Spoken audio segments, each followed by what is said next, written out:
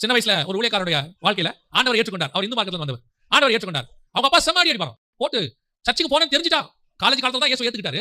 ஆனா காலேஜ் போகும்போதே பையன் அடிப்பாராம். முழங்கால் போட சொல்லுவாராம். கீழ உட்கார்ந்து கையை கட்டி சொல்ற வரைக்கும் உட்கார்ந்துக்கணும் பாரு. காலேஜ் போற பையனை அந்த மாதிரி அடி உதப்பார் எல்லாம் பண்ணுவார். ஏன் இந்த பாடு அவருக்கு? ஏன் ஆண்டவர் ரட்சிக்கப்பட்ட உடனே அவர் கொண்டு வந்து பாதுகாப்பான இடத்துல வைக்கல? அந்த பாடுகளுக்கு மத்தியில அவர் கடந்து போனார். இன்னைக்கு அந்த மாதிரி இருக்கிற கிட்டத்தட்ட 300க்கும் மேற்பட்டவர்களை நடத்துற சபையை அவர் நடத்தி கொண்டிருக்கிறார்.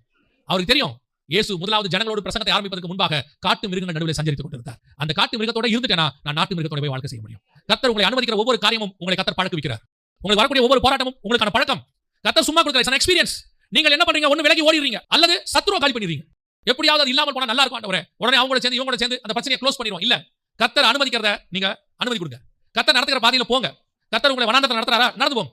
கர்த்தர் செங்கடலுக்கு நடுவுல கொண்டு வராரா? கடந்து போங்க. யோர்தானை கிராஸ் பண்ண சொல்றாரா? கடந்து போங்க. ஆனால் இவைகள் அத்தனைக்கு நடுவிலையும் கர்த்தர் உங்களை பழக்குவித்துக் கொண்டிருக்கிறார் என்பதை மட்டும் மறந்து போயிடாதீங்க.